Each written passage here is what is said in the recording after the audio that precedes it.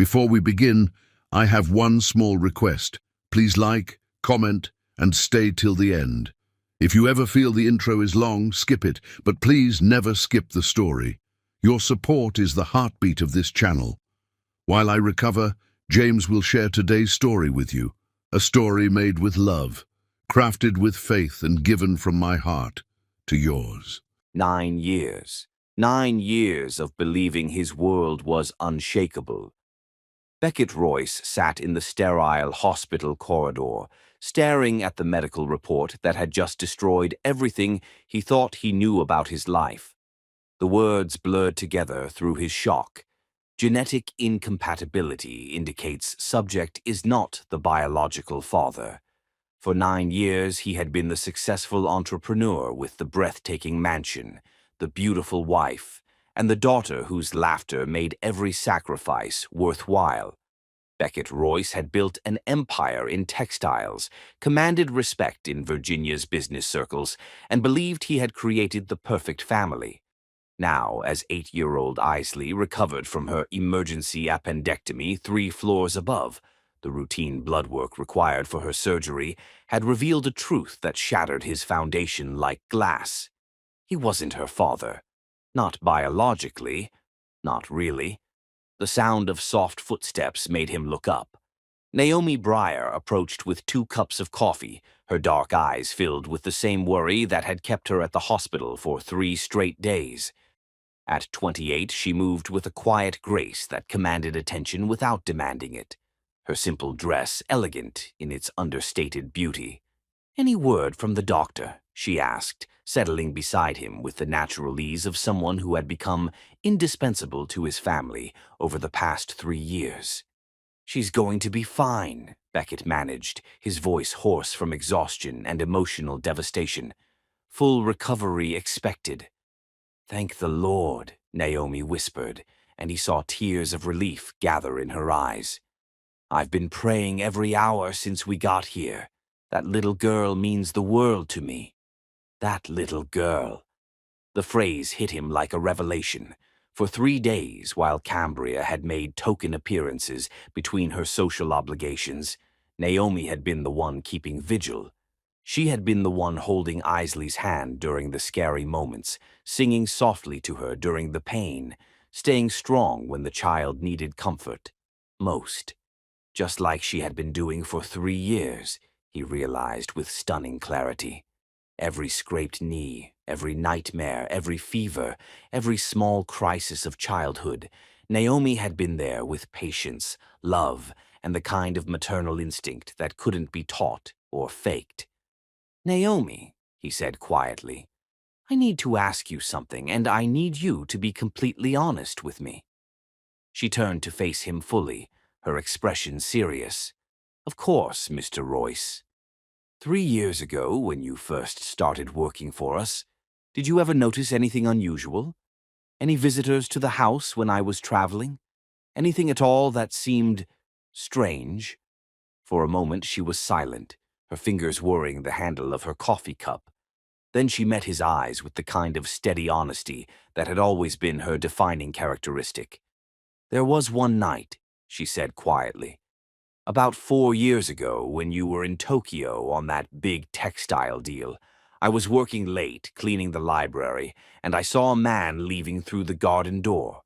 I didn't recognize him, but Mrs. Royce came downstairs a few minutes later in her robe, looking flustered."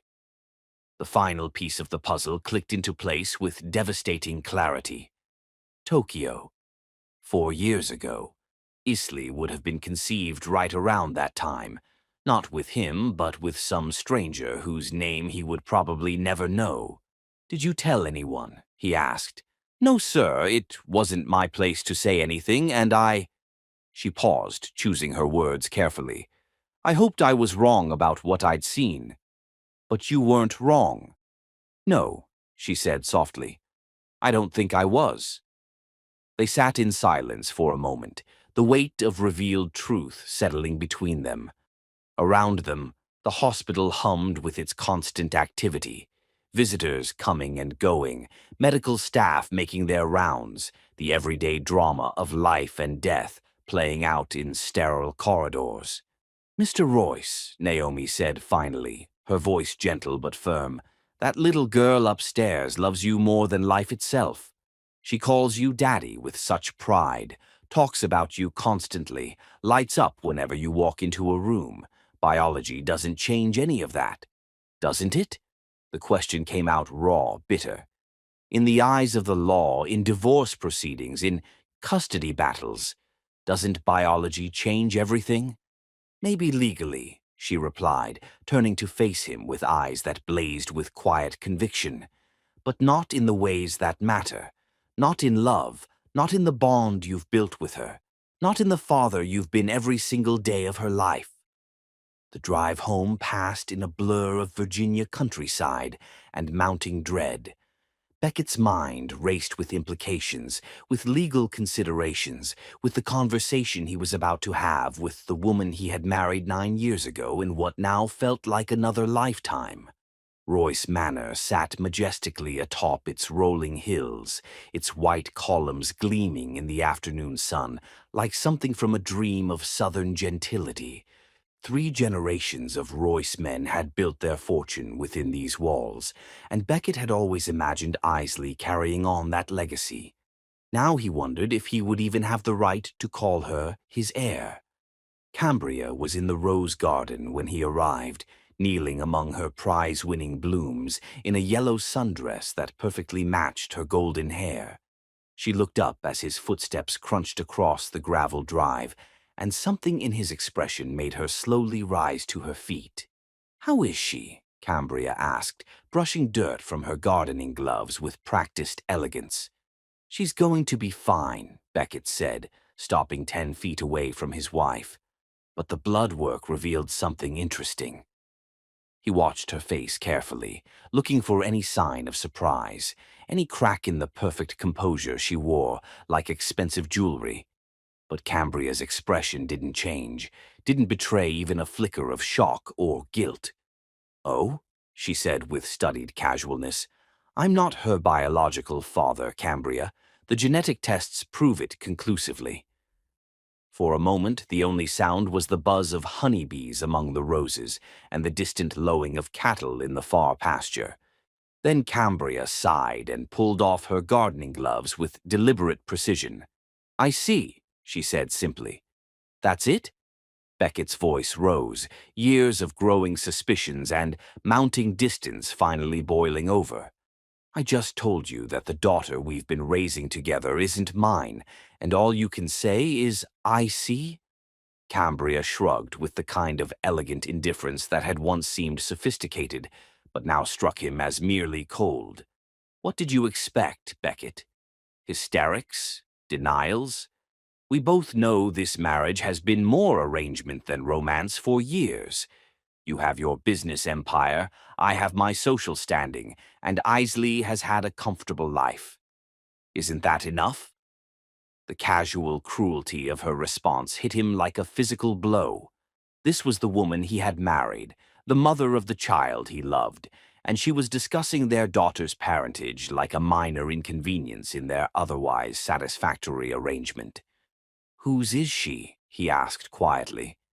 "It was during your Tokyo trip," Cambria replied with the same tone she might use to discuss the weather. "You were gone for 3 weeks, building your precious textile contracts, and I was lonely. It happened once with someone who meant nothing to me then, and means even less now." "Who?" The single word hung between them like a blade. "A visiting businessman. Married, from what I gathered.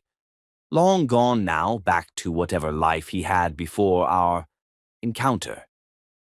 She examined her manicured nails with studied disinterest. "Really, Beckett, does it matter?" It was one mistake in an otherwise perfectly adequate arrangement. "Adequate?" The word came out like a curse. "Our marriage, our daughter, our life together, you call it adequate. What would you call it?" Cambria's blue eyes met his with challenging directness. "You've spent the last 9 years building your business empire, traveling constantly, working 18-hour days. I've maintained our social position, managed our household, raised our daughter. We've both gotten what we wanted out of this arrangement. I wanted a family, Beckett said quietly. I wanted a wife who loved me and children we created together out of that love. I wanted something real. Real? Cambria laughed, a sound like crystal breaking. Reality is that marriages in our social circle are business partnerships, Beckett. Love is a luxury we can't afford when there are reputations to maintain and fortunes to preserve. You got a beautiful wife who never embarrassed you at social functions and gave you a charming daughter to spoil. I got financial security and social status. What more did either of us really need? The question hung in the air like smoke from a dying fire, and Beckett realized he was seeing his wife clearly for perhaps the first time in their 9-year marriage. She was beautiful, accomplished, perfectly groomed for the role of society wife, and utterly, completely hollow where her heart should have been. "I'm filing for divorce," he said simply. Cambria's perfect composure cracked slightly, revealing a flash of calculation beneath the surface. That would be complicated, expensive, public. Are you prepared for that kind of scrutiny? More prepared than you might think, Beckett replied, thinking of the conversation he'd had with his lawyers 6 months ago when his suspicions about Isley's parentage had first begun to surface. My attorneys have been very thorough in their preparations. And custody? The question came out sharper than she'd intended, betraying the first real emotion she'd shown. Won't be an issue, he said with quiet confidence. Any judge who looks at our respective relationships with Isley will see very clearly where her best interests lie. It was true. For 8 years, he had been the parent who attended school plays, bandaged scraped knees, read bedtime stories, and provided the steady, loving presence that every child needed. Cambria had been beautiful wallpaper, present but not truly engaged, decorative but not functional. You might be surprised by what a good lawyer can accomplish, Cambria said, but her voice lacked conviction. So might you, Beckett replied evenly. As he walked toward the house, leaving his soon-to-be ex-wife standing alone among her precious roses, Beckett heard the sound of singing drifting from the open kitchen window. The voice was rich and warm, humming an old spiritual with the kind of soulful beauty that seemed to wrap around a person's heart and squeeze gently. Naomi. Through the window, he could see her preparing dinner, her movements graceful and sure as she worked in the kitchen that had become her domain over the past 3 years. She was singing to herself, unaware that anyone was listening, and the pure joy in her voice stood in stark contrast to the calculated coldness of the conversation he had just endured. For the first time since receiving that devastating medical report, Beckett felt something other than despair stir in his chest. A memory surfaced with crystal clarity. Isley, home sick with chicken pox 6 months ago, feverish and miserable despite all of Cambria's expensive remedies. It hadn't been his wife who sat by their daughter's bedside through the long night, reading story after story until the child finally fell into peaceful sleep. It had been Naomi, always Naomi, the woman who knew exactly which songs calmed Isley's nightmares, which foods tempted her appetite when she was feeling poorly, which stories made her laugh even when she was scared. The woman who had loved his daughter, their daughter, with the kind of selfless devotion that couldn't be bought or taught or faked. As if summoned by his thoughts, Naomi appeared in the kitchen doorway, wiping her hands on her apron. Her dark eyes immediately found his, and she crossed the yard toward him with the quick, worried steps of someone who cared deeply about his welfare. "Mr. Royce, is everything all right? You look—" She searched for a diplomatic way to describe the devastation written across his features. "I'm getting divorced," he said simply, and watched relief flood her face so completely that he realized she had been dreading this conversation as much as he had. "Thank the Lord," she whispered. then immediately looked mortified at her reaction. "I mean, I'm sorry, I shouldn't have—" "Don't apologize," Beckett said gently. "You're right to be relieved. This should have happened years ago." They stood facing each other in the golden Virginia sunlight, employer and employee, but also something deeper that neither had dared to name. In her eyes he saw understanding, compassion, and a kind of quiet strength that made him believe everything might actually be all right. "Naomi," he said quietly, and her name on his lips felt like the first honest word he had spoken in years. "I need you to know that whatever happens with the divorce, whatever changes come, I want you to stay. Eastleigh needs you. I need you. This family—" He paused, correcting himself. "This family wouldn't exist without you." Tears gathered in her dark eyes, but she was smiling through them. "I'm not going anywhere, Mr. Royce. That little girl is the light of my life, and I'll do whatever it takes to make sure she's happy and safe." "And me?" The question slipped out before he could stop it. "What about me?" For a moment that stretched like eternity, they looked at each other with the kind of honesty that changes everything. Then Naomi stepped closer, close enough that he could see the gold flecks in her brown eyes, close enough to catch the scent of lavender soap and something indefinably sweet that was purely her. "You're the best man I've ever known," she said quietly. "Any woman would be lucky to have your love. Any woman." The phrase hung between them, heavy with possibility and hope, and the first tentative recognition that maybe, just maybe, the destruction of his marriage might actually be the beginning of something far more beautiful than what he was losing. As evening shadows began to lengthen across the Virginia countryside, Beckett Royce stood with the woman who had quietly become the heart of his home, and realized that some endings were actually beginnings in disguise.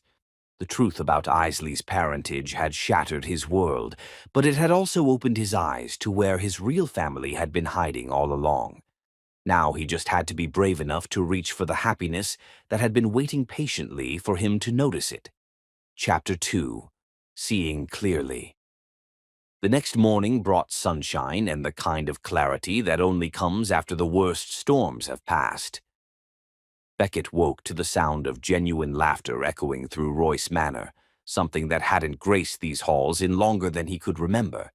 He found the source in Easley's bedroom, where his daughter sat cross-legged on her canopy bed, while Naomi braided colored ribbons into her dark hair. The child was animated in a way she never was around Cambria, chattering about everything and nothing, while Naomi listened with the focused attention that made every word seem precious. "And the nurse said I was the bravest patient she'd ever seen," Isley was saying, her hands gesturing wildly. "But I told her I wasn't really brave because I cried when they put the needle in my arm." "Being brave doesn't mean you don't cry, sweetheart," Naomi replied gently, her fingers working with practiced skill. "Being brave means you do what needs doing even when you're scared. And you did that beautifully." Beckett's heart tightened at the easy wisdom in Naomi's words, at the way she spoke to Isley like an equal worthy of respect, rather than a child to be managed. When had Cambria ever offered such thoughtful guidance? "Will you read to me tonight?" Eastleigh asked, twisting to look at Naomi with hopeful eyes. "The story about the princess who saves herself." "Of course, baby girl," Naomi said, and Beckett noticed she didn't add the usual qualifier about asking permission. Something had shifted between them yesterday.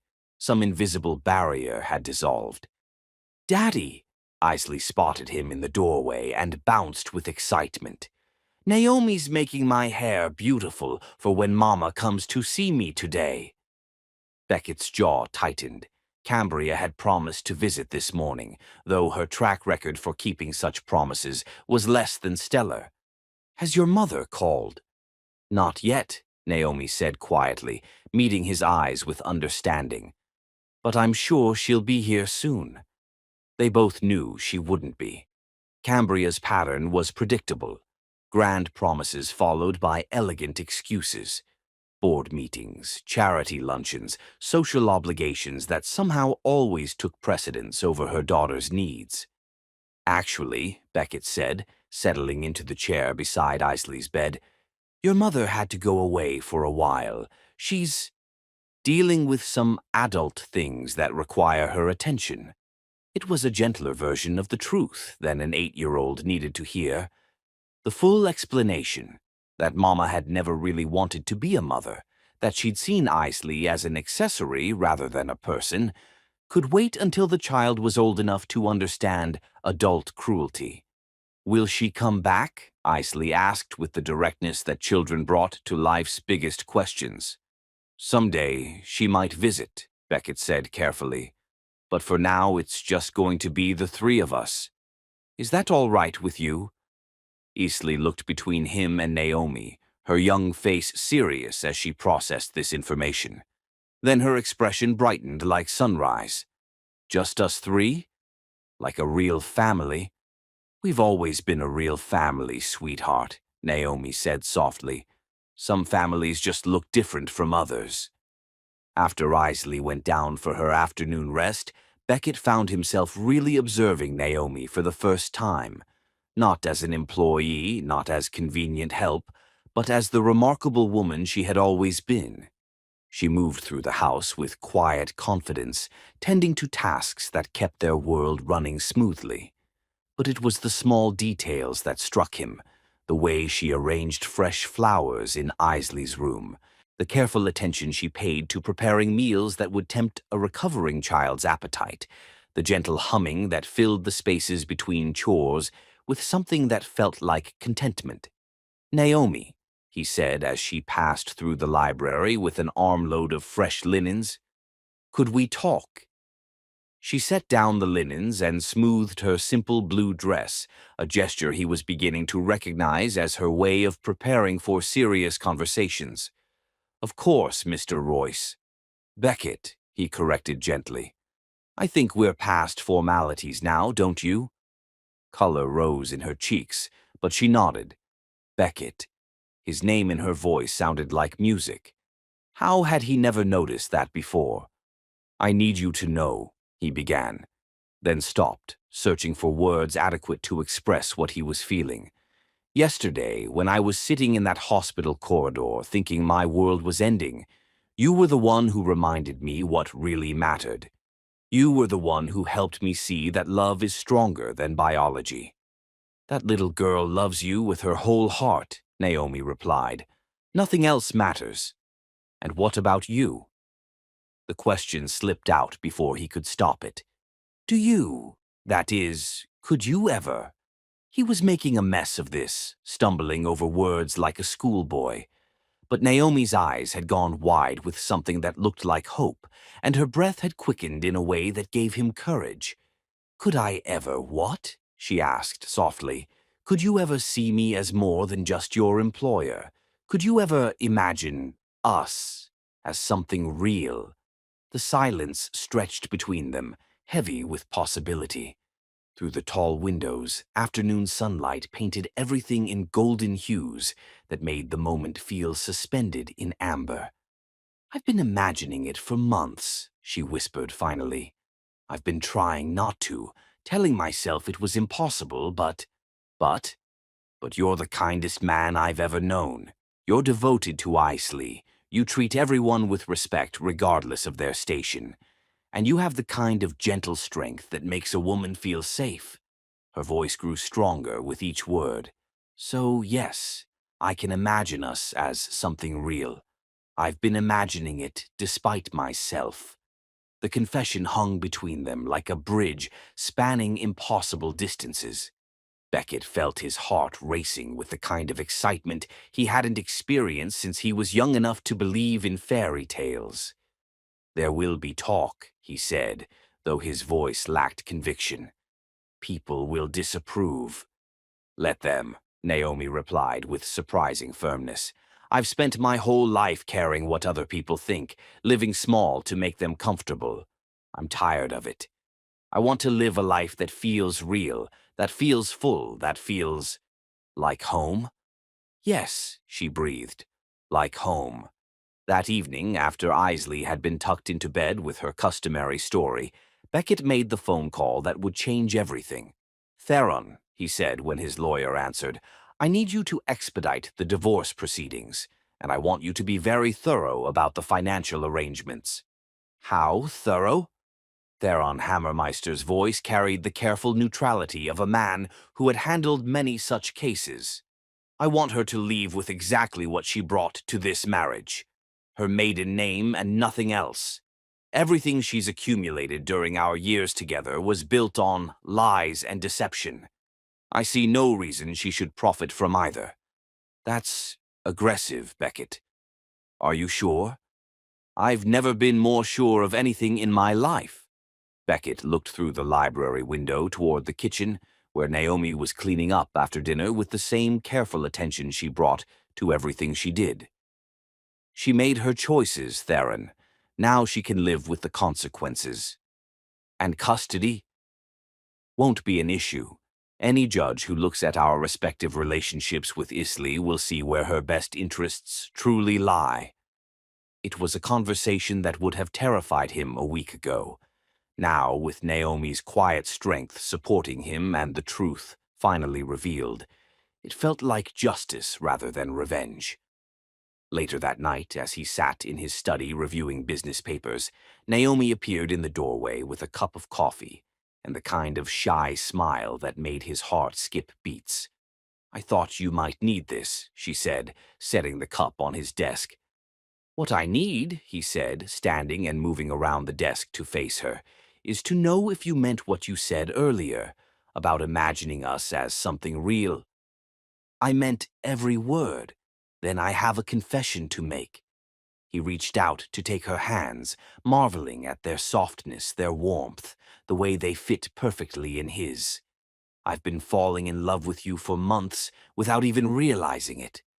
Every morning when I came downstairs and saw you in the kitchen, every evening when I heard you singing to Isley, every moment when you made this house feel like a home instead of just a building, I was falling deeper and deeper in love with you." Tears gathered in her dark eyes, but she was smiling through them. "I love you too," she whispered. "I love your kindness, your strength, the way you are with Isley, the way you make me feel like I matter, like I'm worth something." "You're worth everything," he said fiercely. "You're worth more than every dollar I've ever made, every deal I've ever closed, every achievement I've ever accomplished. You're the heart of this family, Naomi. You always have been." When he kissed her, it was with the gentle reverence of a man who had finally found his way home after years of wandering in the wilderness. Her lips were soft and warm, and she tasted like hope and possibility and all the dreams he had never dared to voice. "What happens now?" she asked when they finally broke apart, both breathless and glowing. "Now," he said, pulling her closer, "we build the life we should have had all along. The three of us, together, the way it was always meant to be." Outside, Virginia night settled over the countryside like a blessing, full of stars and promises, and the kind of quiet joy that comes from finally choosing love over convention, truth over comfort, real happiness over mere respectability. Tomorrow would bring new challenges, new conversations, new steps toward the future they were building together. But tonight, in the circle of each other's arms, Beckett and Naomi Breyer allowed themselves to believe that love might actually conquer everything, after all. Chapter 3. Sweet Victory. 3 weeks later, the divorce papers arrived like Christmas morning wrapped in legal documents. Beckett sat in his study, reading through the settlement with growing satisfaction. Theron Hammermeister had been thorough, methodical, and absolutely ruthless in his execution of what could only be described as complete legal devastation. Cambria West, she had already reverted to her maiden name, would be leaving their marriage with exactly what she had brought to it: her clothing, her personal jewelry, and her considerable talent for manipulation. Everything else, the house, the business, the investments, even the Mercedes she drove, would remain with Beckett. She's contesting it, of course, Theron said, settling into the leather chair across from Beckett's desk. Her lawyers are claiming she deserves half of everything as a faithful wife who contributed to the household. Faithful? Beckett's laugh held no humor. That's going to be difficult to prove when we have DNA evidence that she conceived a child with another man during our marriage. Exactly. And when it comes to custody, Theron smiled with the satisfaction of a man who held all the winning cards. Well, let's just say that any judge who looks at the evidence will see very clearly which parent has been actively involved in Isley's daily care and which parent has been treating her like an accessory. It was true. Beckett's lawyers had been thorough, documenting everything from school pickup records to doctor's appointments to parent-teacher conferences. The pattern was clear and damning. Beckett had been present for every important moment of Isley's life, while Cambria had attended only when it served her social calendar. How long before it's final? Beckett asked. 6 weeks, maybe less. She doesn't have grounds to fight the settlement, and she knows it. This is all posturing, hoping you'll get tired of the process and offer her something just to make it go away. Not a chance, Beckett said firmly. She made her choices. Now she can live with the consequences. That evening, as he shared the news with Naomi over dinner, he saw relief flood her beautiful face like sunrise breaking through storm clouds. "It's really over?" she asked, her voice barely above a whisper. "It's really over," he confirmed. "In a few weeks, I'll be a free man." And then what? The question held such hope, such careful optimism, that his heart nearly burst with love for her. "Then," he said, reaching across the table to take her hand, "I'd like to take you on a proper date, to dinner, maybe dancing, whatever you'd enjoy. I want to court you the way you deserve to be courted, Naomi Breyer." "Court me?" She laughed, the sound like music filling the dining room. "That's very old-fashioned of you, Mr. Royce." "I'm an old-fashioned man when it comes to the woman I love," he replied seriously. "You deserve romance, attention, all the gestures that show you how precious you are to me." Color rose in her cheeks, but her smile was radiant. "I'd love that. I'd love all of that." From the kitchen doorway came the sound of delighted giggling. They turned to see Isley peeking around the corner, her eyes bright with excitement. "Are you going to marry Naomi, Daddy?" she asked with the directness that only children possessed. Beckett and Naomi exchanged glances, both blushing like teenagers caught holding hands. "Would you like that, sweetheart?" Beckett asked gently. "More than anything." Isley rushed forward and threw her arms around both of them. "Then we'd be a real family forever and ever." "We're already a real family," Naomi said softly, stroking Isley's hair. "Love makes families, not just marriage certificates." "But marriage certificates make it official," Isley said with 8-year-old logic. "Like when you sign your name on important papers at school." Their laughter filled the dining room, bright and warm and full of the kind of joy that money couldn't buy, but love created effortlessly. 2 days later, the custody hearing proved to be even more of a formality than Beckett had hoped. Judge Harrison Vale Beaumont took one look at the evidence, medical records showing Beckett at every doctor's appointment, school records showing him at every conference, photograph after photograph of father and daughter, at dance recitals and school plays while Cambria was notably absent, and made his decision with swift efficiency. "Custody is awarded to Mr. Royce," the judge announced. "Mrs. West will have supervised visitation rights 1 weekend per month, should she choose to exercise them." Cambria's face went white with fury, but her lawyer placed a restraining hand on her arm. They both knew she had no grounds for appeal, no evidence to support her claim of being a devoted mother. As they left the courthouse, Beckett felt lighter than he had in years. The legal shackles of his failed marriage were finally broken, and the path to his real life, his life with Naomi and Isley, was clear and unobstructed. "How does it feel to be a free man?" Naomi asked as they walked down the courthouse steps together. Like I can finally breathe, he replied, taking her hand openly for the first time in public. Like I can finally live. That weekend, he took her on their first official date. Dinner at Richmond's finest restaurant, where the maitre d' seated them at the best table without question, and the waiters treated Naomi with the same respectful attention they gave all distinguished guests. She was elegant in a blue dress that brought out her eyes, poised and gracious as she navigated conversation with the kind of natural intelligence that had always attracted him. "You're staring," she said softly, smiling over her wine glass. "I'm memorizing," he corrected. "Our first real date, our first evening as whatever we are now." "What are we now?" she asked. "We're the beginning of something beautiful," he said simply. "We're two people who found each other despite every reason why we shouldn't have, and we're brave enough to see where that leads us." After dinner, they drove to the overlook above the James River, where the lights of Richmond sparkled below like scattered diamonds. They talked for hours about their childhoods, their dreams, their hopes for the future they were building together. "I never thought I could have this," Naomi said as they stood looking out over the valley. "A man who looks at me like I'm precious, who wants to know my thoughts and dreams, who makes me feel like I'm worth something." "You're worth everything," Beckett said, turning to face her in the moonlight. "You're worth more than I ever dreamed possible."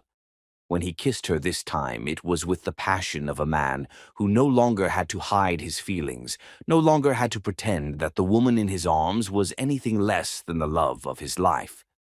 The next morning brought the final divorce decree, delivered by courier with the efficiency that money and good lawyers could provide. Beckett opened the envelope at the breakfast table, with Naomi and Isley watching expectantly. "It's done," he announced, holding up the official document. "I'm divorced." "Hooray!" Isley cheered, jumping up from her chair. "Now you can marry Naomi." "Well," Beckett said, grinning at the woman who had transformed his world, "I suppose I should ask her properly first." To Isley's delighted squeals and Naomi's shocked gasps, he dropped to one knee right there in the kitchen, taking her hand in his with reverence that made her heart skip beats.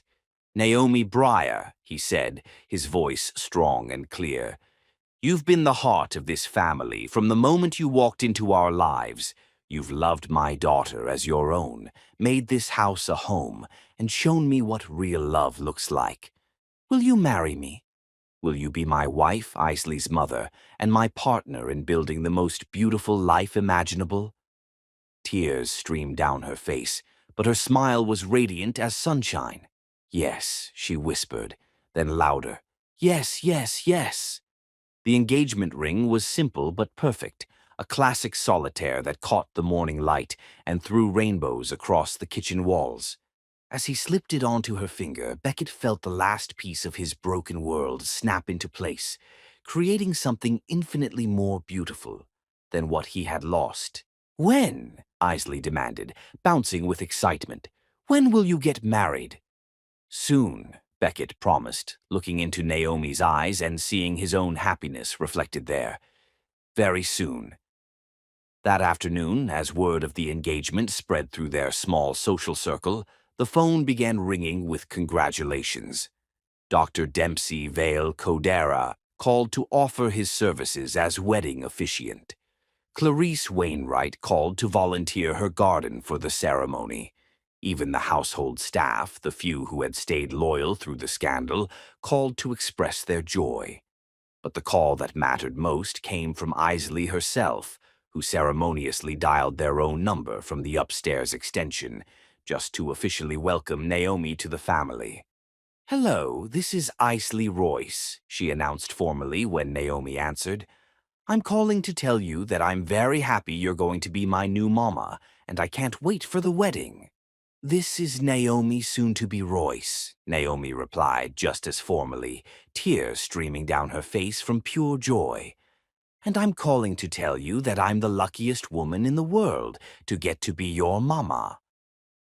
As evening fell over Virginia, painting the sky in shades of pink and gold, the Royce family, soon to be complete, sat together on their front porch, planning the wedding that would finally make official what their hearts had known for months.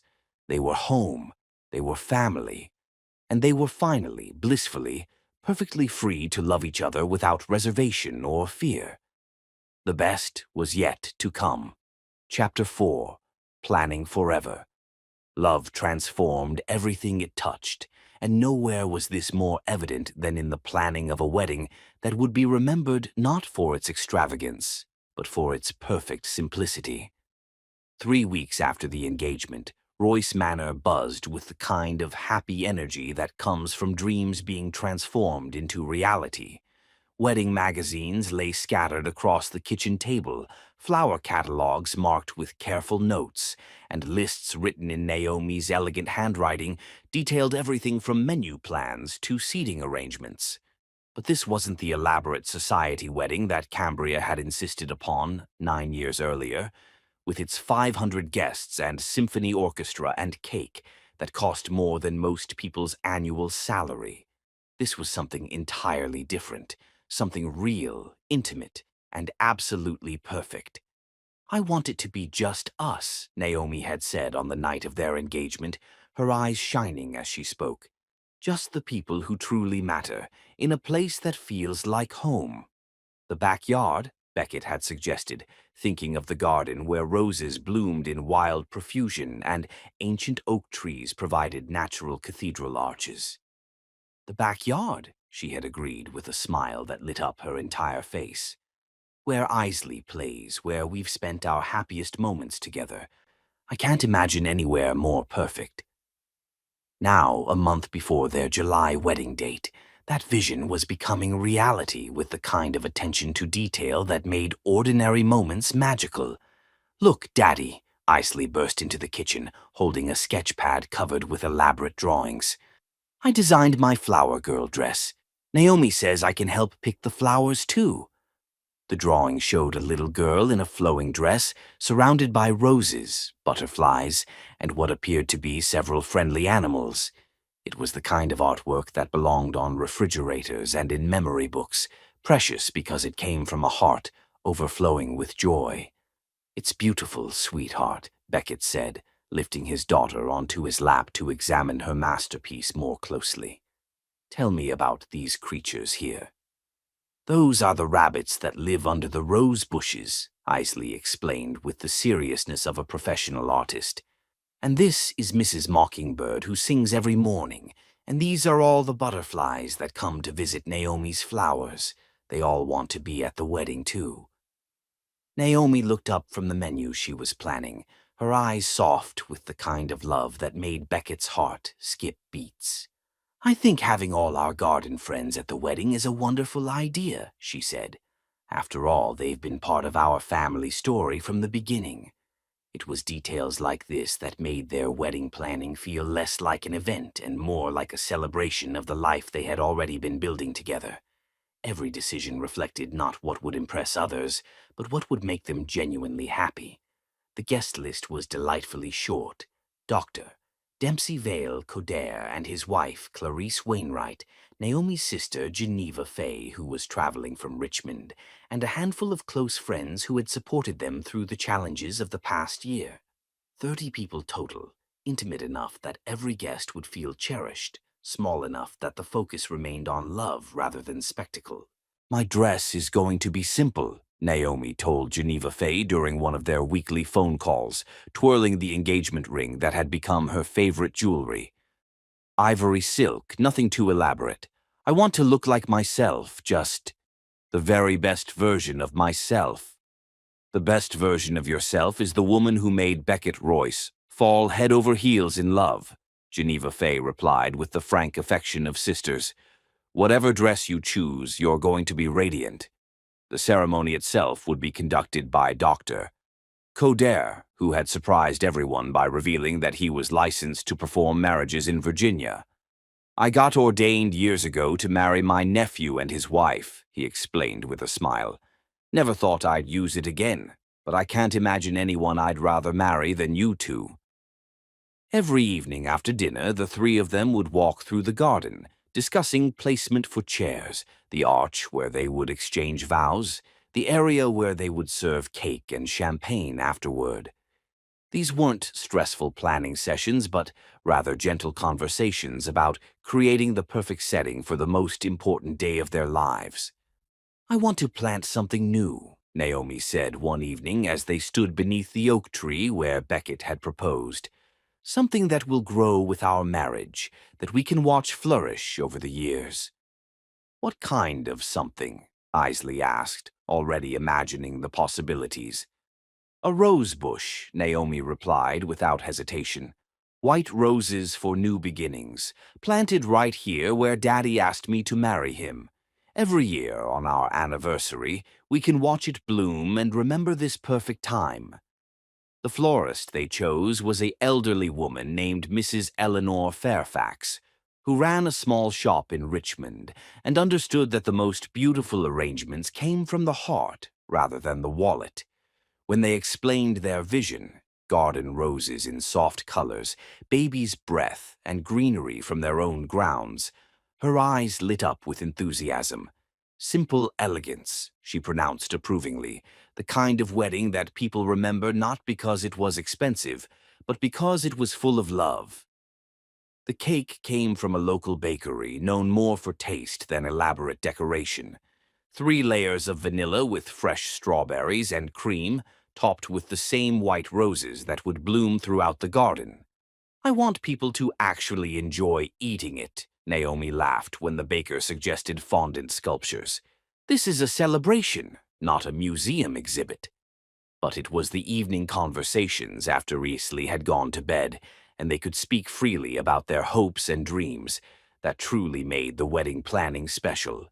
"Are you nervous?" Beckett asked one night as they sat in the library, surrounded by the books that had witnessed their love story unfold. "Not about marrying you," Naomi replied immediately. "Never about that. But sometimes I wonder, are we doing the right thing, making it so simple, I mean? You could have a society wedding, something that would restore your standing in the community." "My standing in the community," Beckett said, pulling her closer to him on the sofa, "is based on having you as my wife and Isley as my daughter. Any community that doesn't celebrate that isn't worth belonging to.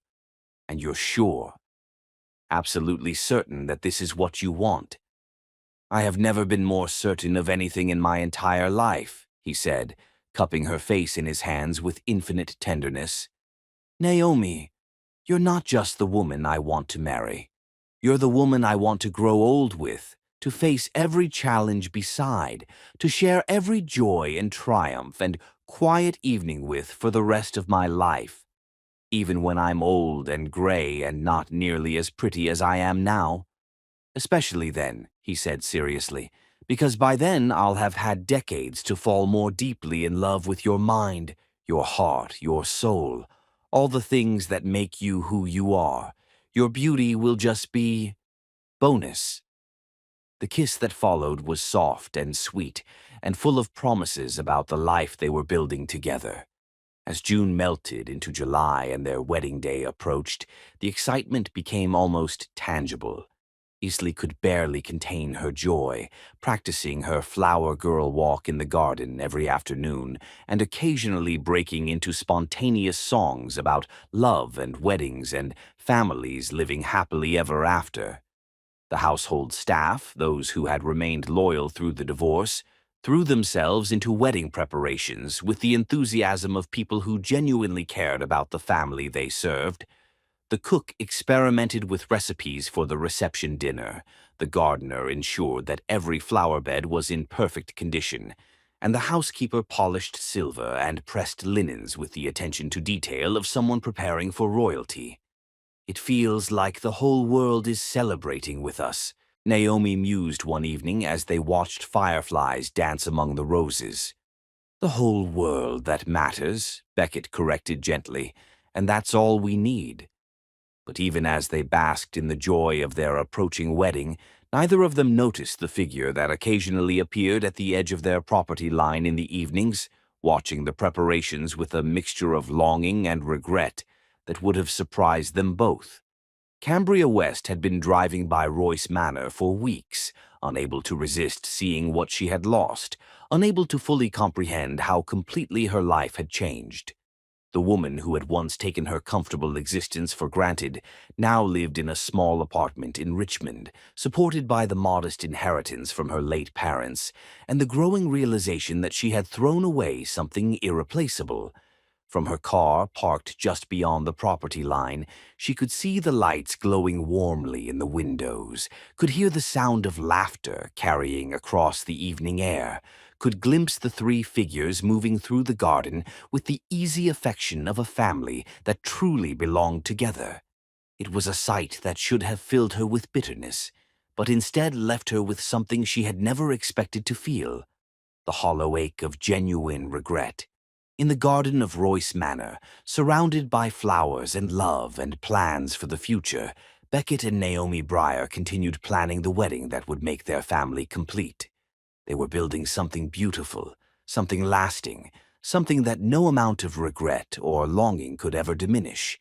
The best was truly yet to come. Before we move to Chapter 5, if you're enjoying this story, please like it, tap the bell icon, and join this beautiful family. Because if you ignore this, it will truly hurt Mr. Peter's heart. He never wants to lose you. Chapter 5. The Final Touches. With just 2 weeks until the wedding, magic seemed to settle over Royce Manor like morning dew, transforming ordinary moments into something luminous and unforgettable. The garden had never looked more beautiful. Under Naomi's gentle guidance and the gardener's expert care, every flower bed bloomed in perfect harmony, white roses climbing the ancient oak trees, lavender filling the air with its sweet fragrance, and beds of delphiniums and peonies creating natural bouquets throughout the grounds. "It's like the whole garden knows we're getting married," Isley announced one morning as she helped Naomi cut flowers for the house arrangements. "Everything is extra pretty, just for us." "Gardens always respond to love," Naomi replied, showing the little girl how to cut stems at the proper angle. "When people are happy, plants seem to sense it and want to be part of the celebration." Beckett watched from the breakfast room window, his heart full to overflowing as he observed his two favorite people working together with the easy intimacy that had developed between them over the past months. Naomi had become Isley's mother in every way that mattered: patient teacher, gentle disciplinarian, enthusiastic supporter of every childhood dream and adventure. "Mr. Royce?" The cook appeared at his elbow with the morning mail. "This came for you. Looks important." The envelope bore the letterhead of Richmond's most exclusive jeweler, and inside was confirmation that his special order was ready for pickup. The surprise he had been planning for weeks was finally complete. That afternoon, while Naomi took Isley into town for final dress fittings, Beckett drove to Richmond to collect the most important purchase of his life: not Naomi's engagement ring, which she already wore with such obvious joy, but something even more precious. "It's exactly what you requested," the elderly jeweler said with satisfaction, opening a small velvet box to reveal its contents. White gold, just like her mother's engagement ring, with her birthstone in the center. The engraving came out beautifully. Inside the box lay a delicate pendant necklace designed specifically for 8-year-old Isley. The center stone was a deep blue sapphire, her September birthstone, surrounded by tiny diamonds that caught the light like stars. But it was the engraving on the back that made it truly special. "To Isley, my beloved daughter, love always, Mama Naomi. July 15th, 1959. "She's going to treasure it forever," the jeweler predicted, with the wisdom of someone who had seen decades of love stories play out in precious metals and gemstones. That evening, as they sat together in the library after dinner, Beckett presented the necklace to Naomi with a joy that rivaled Christmas morning. "For Isley?" she asked, tears gathering in her eyes as she read the inscription. "Oh, Beckett, it's perfect. It's absolutely perfect. I wanted her to have something from you to mark this day," he explained. "Something she can keep forever, to remember the moment when you officially became her mother." "I'm already her mother," Naomi said softly, cradling the jewelry box like it held the crown jewels. "I have been since the day I first held her when she had that fever, since the first bedtime story I read to her, since the first time she looked at me with trust in her eyes." "And now the whole world will know it," Beckett replied, pulling her into his arms with the contentment of a man who had finally found his way home. The days that followed passed in a blur of happy preparations. Geneva Fay arrived from Richmond with a suitcase full of excitement and tears of joy for her sister's happiness. Dr. Carteret and his wife came early to help with final arrangements, insisting that they wanted to be more than just wedding guests. They wanted to be part of the celebration in every possible way. "You've been like family to us through everything," Dr. Codere told Beckett as they walked through the garden one evening, checking the placement of chairs and the arch where the ceremony would take place. "Caroline and I couldn't be happier for you and Naomi." The wedding arch itself was a masterpiece of simplicity.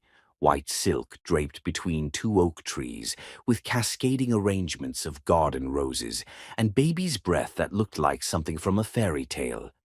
30 chairs arranged in perfect rows faced the arch, each one decorated with a small bouquet and white ribbon that fluttered in the evening breeze.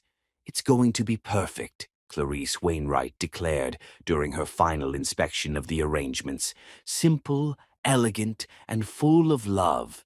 Everything a real wedding should be." The night before the wedding, as tradition demanded, Beckett stayed with Dr. Carteret while Naomi enjoyed a girls' evening with Geneva Fay and Isley. The separation felt strange after months of spending every evening together, but it also built anticipation for the moment when they would see each other again at the altar. "Nervous?" Dr. Coderet asked as they sat on his porch with glasses of brandy and the comfortable silence of old friends. "Excited," Beckett corrected. "I've never been less nervous about anything in my life. Tomorrow I marry the love of my life and officially become father to the most wonderful little girl in the world." What could be better than that? Meanwhile, at Royce Manor, Naomi was experiencing her own form of pre-wedding bliss. Her ivory silk dress hung in the wardrobe, pressed to perfection and waiting for tomorrow's magic. Her bouquet, white roses from their own garden mixed with baby's breath and tied with ribbons, sat in the refrigerator, staying fresh for the morning ceremony. "Tell me again about the first time you knew you loved him," Geneva Fay requested as she braided Naomi's hair for the night. "It wasn't one moment," Naomi replied thoughtfully. "It was 1,000 small moments. The way he looked at Isley with such pure love. The way he thanked me for things that other employers took for granted. The way he made me feel seen, valued, important. The way he never made me feel less than because of my background or my race. And now I can't imagine life without him," Naomi said simply. "He's my partner, my best friend, my heart walking around outside my body. Tomorrow, when I say I do, I'll be promising to love him forever, and it's the easiest promise I'll ever make." From Isley's room came the sound of excited giggles as the little girl tried on her flower girl dress one final time, practicing her walk and rehearsing the words she would say during the ceremony. But none of them noticed the car that passed slowly by the front gate as evening fell, or the woman inside who sat watching the warm lights of the house with an expression of such profound longing that it would have moved even hearts hardened against her. Cambria West had made this drive every evening for the past month, drawn by a compulsion she couldn't name to witness the happiness she had thrown away. Tonight, seeing the wedding preparations in their final stages, she finally understood the magnitude of what she had lost. Through the illuminated windows, she could see glimpses of the life that should have been hers. The loving family gathered together, the excitement of celebration, the warmth of genuine affection that she had been too shallow to recognize when she possessed it. In her small Richmond apartment, surrounded by the remnants of a social circle that had quickly forgotten her once her usefulness ended, Cambria had spent months trying to understand how her comfortable existence had collapsed so completely. Now, watching the woman she had dismissed as just the help become the heart of the family she had casually betrayed, the answer was finally clear. Love. It had always been about love, and she had never learned how to recognize it, value it, or return it.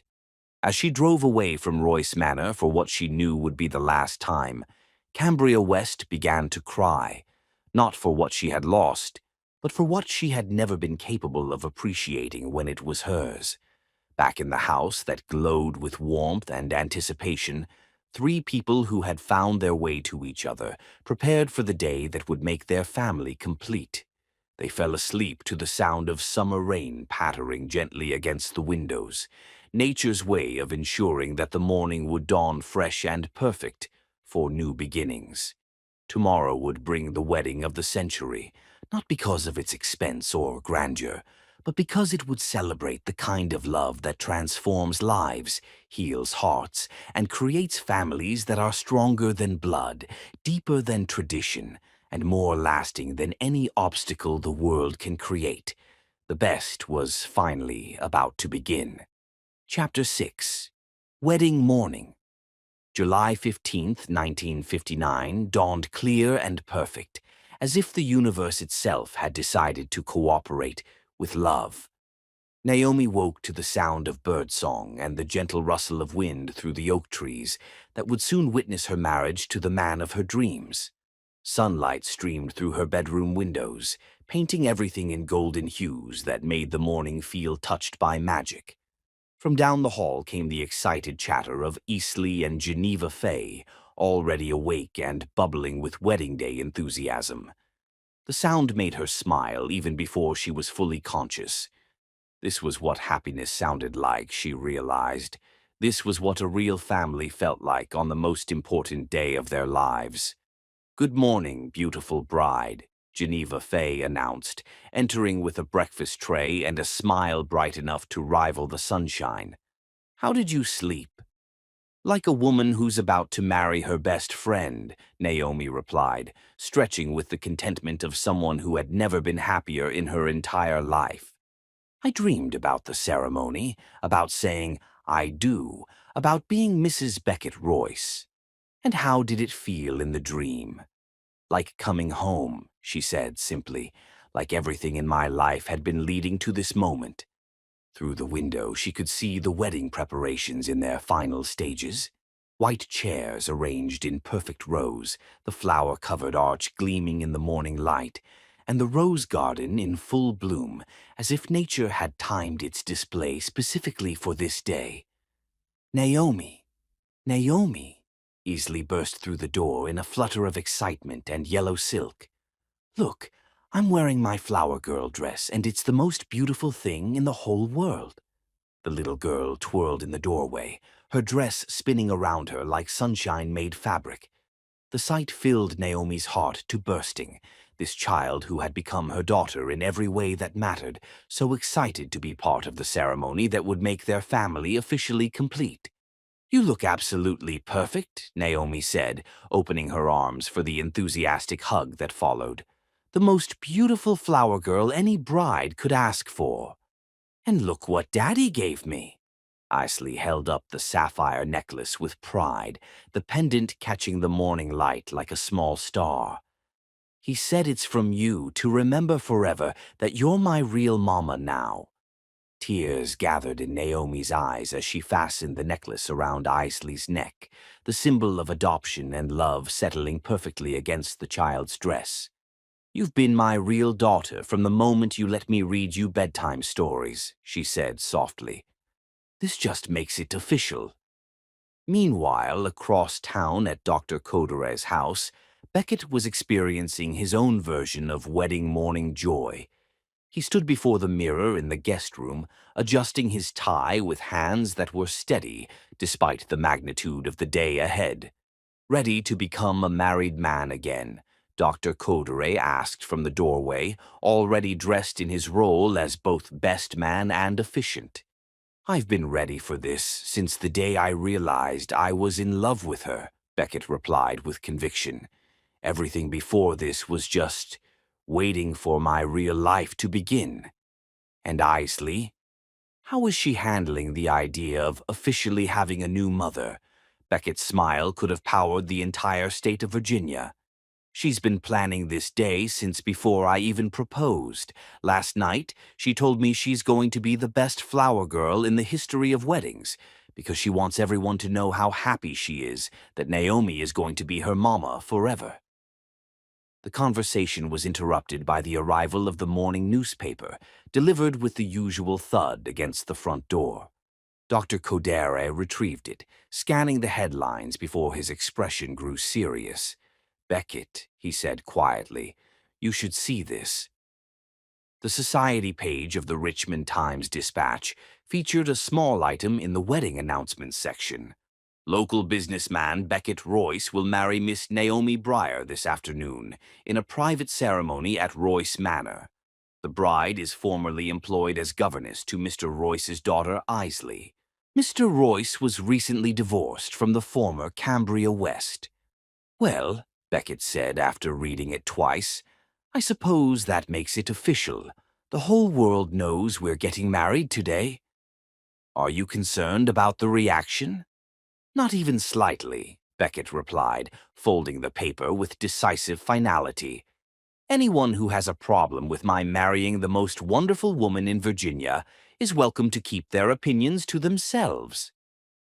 Back at Royce Manor, the day progressed with the smooth efficiency that comes from careful planning and genuine love. Mrs. Eleanor Fairfax arrived with the final flower arrangements, transforming the garden into something that belonged in fairy tales. The cook put finishing touches on the wedding cake, 3 perfect layers that smelled like vanilla and tasted like heaven. The household staff, dressed in their finest clothes, bustled about with the proud efficiency of people who truly cared about the family they served. "Everything is ready," Clarice Wainwright announced after her final inspection of the arrangements. "The chairs are positioned perfectly. The arch looks like something from a dream, and the weather couldn't be more cooperative. This is going to be a wedding to remember." At noon, Geneva Fay began helping Naomi with her final preparations. The ivory silk dress fit like it had been made for her, simple, elegant, and perfect, for a bride who valued substance over spectacle. Her bouquet, gathered fresh from their own garden that morning, seemed to glow with natural beauty.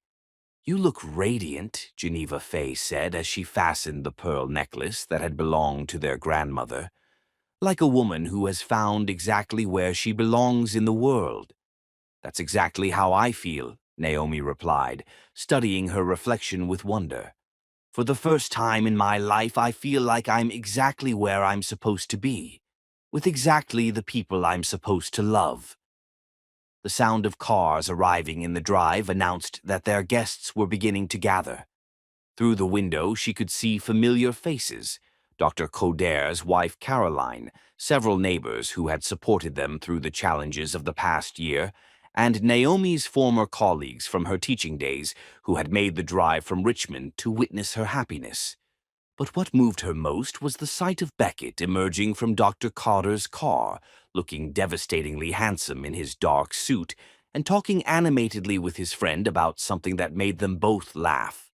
This was the man she was about to marry, kind, honorable, devoted to his daughter, and brave enough to choose love over convention.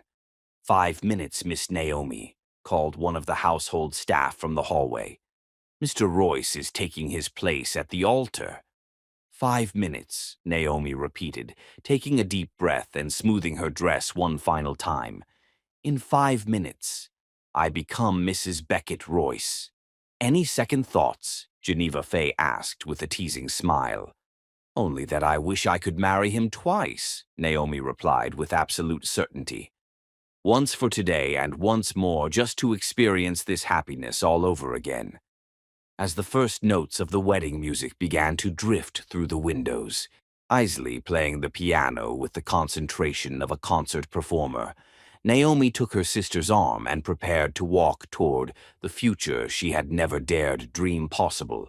Outside, 30 of their closest friends and family members rose to their feet, but Naomi had eyes only for the man waiting for her beneath the flower-covered arch.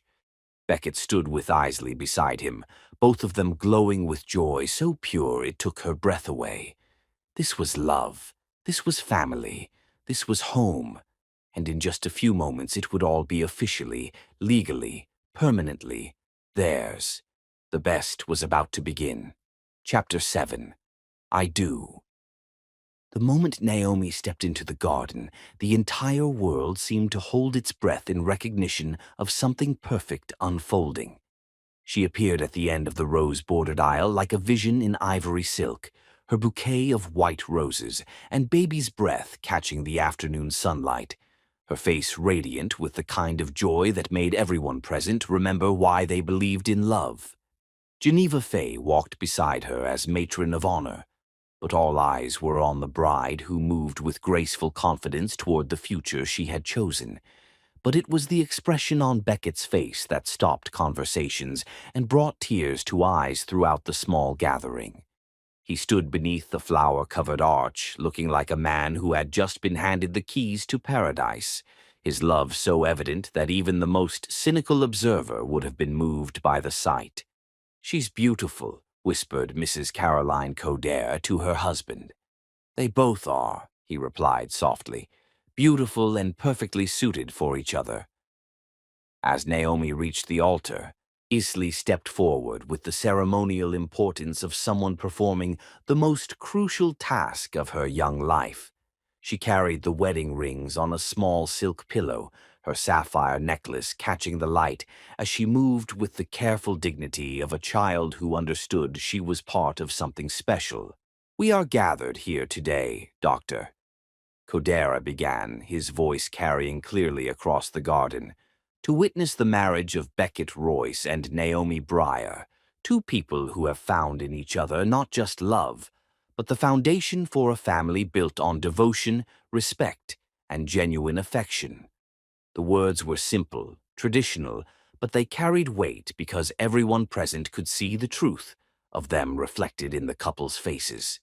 "Marriage," Dr. Codere continued, "is not just the joining of two people, but the creation of something new, a partnership that becomes stronger than the sum of its parts, a love that grows deeper with each shared joy and weathered storm." Beckett reached for Naomi's hands, and the simple contact sent visible waves of emotion through both of them. This was the moment they had been building toward since that first honest conversation in the hospital corridor, since the first time he had really seen her as more than just an employee, since the first moment she had allowed herself to hope that love might be possible for her. "Do you, Beckett, take Naomi to be your wife?" Dr. Codera asked with gentle formality. "Do you promise to love her, honor her, cherish her, and stand by her side through all the seasons of life that lie ahead?" "I do," Beckett said, his voice strong and clear, carrying across the garden like a promise made to the universe itself. "I promise to love Naomi with everything I am, to be her partner in joy and comfort in sorrow, to build with her a life worthy of the love we share." "And do you, Naomi, take Beckett to be your husband? Do you promise to love him, honor him, cherish him, and stand by his side through all the seasons of life that lie ahead?" "I do," Naomi replied, tears of pure happiness streaming down her face. "I promise to love Beckett with my whole heart, to be his partner in building a family, to support his dreams and share his burdens, and to choose him every day for the rest of my life." But it was what happened next that made this ceremony unlike any other. Instead of immediately exchanging rings, Doctor, Codere turned to Isley with a smile that included her fully in the proceedings. "Isley," he said gently, "do you promise to be a loving daughter to both Beckett and Naomi, to help them build a family based on kindness, honesty, and love?" Isley stood straighter, her young voice carrying clearly as she spoke the words she had been practicing for weeks. "I promise to be the best daughter I can be, and I promise to love them both, forever and ever." There wasn't a dry eye in the garden as the 8-year-old girl took her place between her father and soon-to-be mother, symbolizing the family unit that was being officially created with these vows. "The rings, please, Doctor," Kodere said, and Isley carefully lifted the bands from their pillow, presenting them with the pride of someone who understood her crucial role in this moment. Beckett took Naomi's ring first, a simple band of white gold that complemented her engagement ring perfectly. As he slipped it onto her finger, he spoke words that came from his heart rather than any traditional script. "With this ring, I give you my promise that you will never again doubt your worth, never again wonder if you are loved, never again face life's challenges alone. You are my heart, my home, my greatest blessing." Naomi accepted her ring to him with hands that trembled slightly from emotion. The band was identical to hers, simple and elegant, and perfect for the man who had chosen love over convention, family over status, real happiness over empty respectability. "With this ring," she said, her voice strong despite her tears, "I give you my promise that you will always have a partner who believes in you, always have a home filled with love and laughter, always have someone who sees the goodness in your heart and loves you for exactly who you are. By the power vested in me by the Commonwealth of Virginia," Dr. Kodere announced with satisfaction, "I now pronounce you husband and wife. Beckett, you may kiss your bride."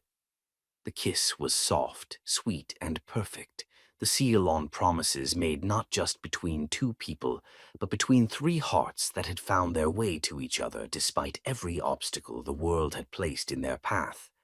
As they broke apart, both glowing with happiness, the small gathering erupted in applause and cheers that seemed to make the very flowers bloom brighter in response.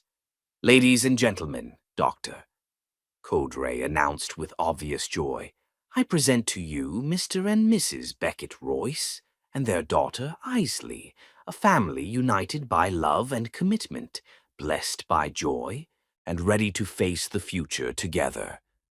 What followed was the kind of celebration that money couldn't buy, but love created effortlessly.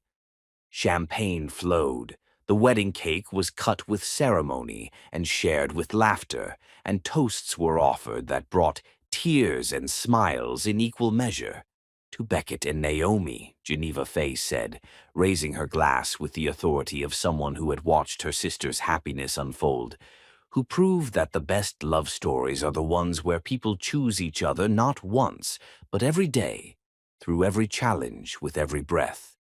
To love that builds families," added Clarice Wainwright, "to courage that chooses happiness over convention, and to the knowledge that home is wherever hearts find their perfect match." But it was Isley's toast that brought the house down, delivered with 8-year-old sincerity that made every adult present remember why they believed in happy endings. "To my daddy, who picked the best mama in the whole world, and to my mama, who makes our family complete. I love you both, infinity plus one." As the afternoon mellowed into evening and the celebration continued under the oak trees, none of the wedding party noticed the figure that stood at the edge of the property line, barely visible through the trees that bordered the estate. Cambria West had told herself she was only driving by, that she had no intention of stopping, that watching her former family celebrate without her would be nothing but masochistic torture. But she found herself unable to leave, drawn by some compulsion she couldn't name, to witness what she had thrown away. From her vantage point, she could see everything, the elegant simplicity of the ceremony, the genuine joy on every face, the way Beckett looked at his new wife like she was the answer to every prayer he had ever voiced. Most painfully, she could see Isley's radiant happiness, the way the child clung to both her father and stepmother, with the security of someone who knew, beyond any doubt, that she was loved. This was what she had possessed and discarded. This was what she had been too shallow to recognize, too selfish to value, too foolish to protect. Watching the woman she had dismissed as just the help become the heart of the family she had carelessly betrayed, Cambria finally understood the magnitude of her loss. She had lost more than a husband and comfortable lifestyle. She had lost the chance to be part of something real, something beautiful, something that would have grown stronger with each passing year instead of crumbling under the weight of her indifference. As the evening shadows grew longer and the wedding celebration showed no signs of ending, Cambria West turned away from the sight of the happiness she would never share and walked back to her car with tears streaming down her face. She had made her choices. Now she would live with the consequences. Behind her, in the garden of Royce Manor, the celebration continued with the kind of joy that would be remembered for generations. Not because it was expensive or elaborate, but because it marked the beginning of a love story that would prove stronger than any obstacle, deeper than any tradition, and more lasting than any challenge the world could create.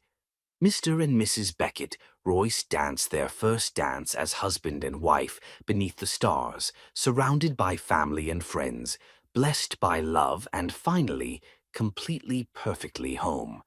Chapter 8. Celebration.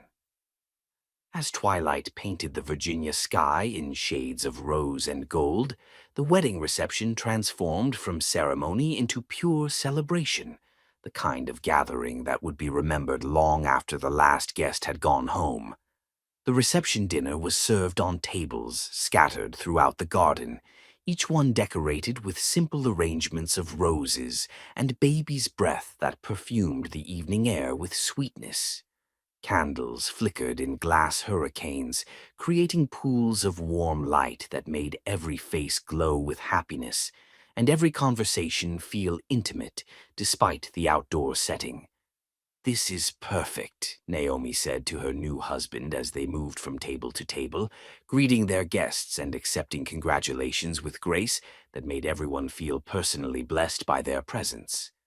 "Absolutely perfect." "You're perfect," Beckett replied, unable to stop touching her, a hand at the small of her back, fingers intertwined with hers, the gentle brush of his thumb across her wedding ring, as if he needed constant confirmation that she was really his wife. The menu was elegant in its simplicity: fresh Virginia ham, garden vegetables prepared with the cook's special touches, and bread that had been baking all afternoon to ensure it reached the table still warm from the oven. But it was the company that made the meal memorable. Intimate conversations flowing between people who genuinely cared about each other, laughter that rang across the garden like music, and the kind of warmth that money couldn't buy, but love created effortlessly. "I've never seen a more beautiful bride," declared Mrs. Caroline Coder, raising her wine glass in yet another toast to the happy couple. "You're absolutely glowing, my dear." "That's what love does," Geneva Fay said with the satisfaction of someone who had watched her sister's transformation over the past months. "It makes everything beautiful, especially the people experiencing it." Isley, still in her yellow flower girl dress but now with grass stains on the hem from dancing barefoot on the lawn, flitted between the tables like a butterfly, accepting compliments on her role in the ceremony and regaling anyone who would listen with detailed accounts of the wedding planning process. "I helped pick all the flowers," she explained to Dr. Carteret with 8-year-old pride. "And I practiced walking down the aisle for weeks and weeks until I got it exactly right. Daddy says I was the most important person in the whole wedding because I brought the rings." "And you did a beautiful job," he assured her with the gentle attention that made him such a beloved family friend. "Your parents are very lucky to have such a wonderful daughter." "I'm lucky too," Easley replied with the wisdom that sometimes emerged from children when they were feeling particularly secure and loved. "I got the best daddy in the world, and now I have the best mama too. That makes me the luckiest girl anywhere." As the evening progressed and the formal dinner gave way to dancing on the lawn, The celebration took on an almost magical quality. Someone had strung lights between the trees, creating a canopy of stars that competed with the real ones, beginning to appear in the darkening sky. The music came from a small ensemble of local musicians who played with the kind of enthusiasm that suggested they were genuinely happy to be part of such a joyful occasion. Beckett and Naomi's first dance as husband and wife was to "The Way You Look Tonight," chosen because it had been playing on the radio the first evening they had acknowledged their feelings for each other. They moved together with the natural rhythm of people who had found their perfect partner, oblivious to their audience, lost in each other and the magnitude of what they had just promised. "No regrets?" Beckett asked softly as they swayed together in the center of their makeshift dance floor. "Only that I can't marry you again tomorrow," Naomi replied with a smile that made his heart race. "This has been the most perfect day of my life." "The first of many," he promised, spinning her gently so that her ivory dress swirled around her like sea foam. "We have the rest of our lives to create perfect days together." When the song ended, Dr. Carteret claimed the bride for the next dance, while Geneva Fay swept Beckett into a waltz, continuing the joyful rotation that ensured everyone got to share in the celebration. But it was Isley's dance with her new father that brought tears to every eye present. She stood on his shoes, her small hands gripping his fingers for balance, while he guided them around the impromptu dance floor with the careful attention of someone handling the most precious cargo in the world. "Are you happy, sweetheart?" he asked quietly, looking down at the little girl who had made their family complete. "The happiest ever," she replied without hesitation. "When I grow up, I want to have a wedding just like this one, with everyone I love most in one place, and no one being sad or angry or mean." "That sounds like a perfect plan," he agreed, lifting her slightly so she could see over the other dancing couples. "And when that day comes, Mama Naomi and I will help you make it just as beautiful as this one." As the evening wore on and the celebration showed no signs of ending, none of the wedding party noticed the lone figure that had returned to the edge of the property, drawn once again by a compulsion that was part fascination and part self-torture. Cambria West sat in her car with the engine off and the windows down, listening to the sounds of joy drifting across the summer air. From her position beyond the gate, she could see the golden glow of the reception, could hear the laughter and music that spoke of genuine happiness, could glimpse the dancing figures that moved with the easy intimacy of people who belonged together. This was her wedding anniversary, she realized with a start. July 15th. 9 years ago today, she had married Beckett Royce in an elaborate ceremony that had cost more than most people's annual income and been featured in society magazines across Virginia. 500 guests, a 12-piece orchestra, and a reception that had been talked about for months. And yet, watching this simple garden party with its 30 guests and modest decorations, her wedding had been a performance, a spectacle designed to impress rather than celebrate. This was what a real wedding looked like: intimate, genuine, filled with love instead of obligation. She had possessed all of this once: the devotion of a good man, the love of a beautiful child, the respect of people who mattered. She had thrown it all away for what? A moment of selfish pleasure with a man whose name she could barely remember, whose face had faded from memory as soon as he left town. The woman dancing in Beckett's arms, the woman Isley clung to with obvious adoration, the woman who had been invisible to her for 3 years. She was everything Cambria had never been and never could be. Kind where Cambria was selfish, genuine where Cambria was calculating, capable of the kind of selfless love that built families instead of destroying them. "I could have learned," she whispered to the empty car, her voice breaking on words that came too late to matter. "I could have tried to be better, to love them the way they deserved. Why didn't I try?" But she knew the answer. She had been too proud, too shallow, too convinced that she deserved love without having to earn it or return it in equal measure. She had taken Beckett's devotion for granted, dismissed Isley's need for genuine maternal attention, and never once considered that the quiet woman who kept their household running might possess depths of character that put her own to shame. Now it was too late. The man she had betrayed was dancing with his true love, the child she had neglected was calling another woman Mama, and the life she had casually discarded was being lived with joy and gratitude by people who understood its value. As the evening wound toward its natural conclusion and guests began offering final congratulations before departing, Cambria started her car and drove away from Royce Manor for what she knew would be the last time. There was nothing left for her here, no second chances, no possibility of redemption, no hope that the family she had destroyed might somehow welcome her back. She had made her choices, and this was the consequence. To be forever on the outside looking in at the happiness she had been too foolish to protect when it was hers. Behind her, the celebration continued with the kind of joy that comes from hearts that have found their perfect match, from love that has overcome every obstacle, from a family that had chosen each other and would continue choosing each other every day for the rest of their lives.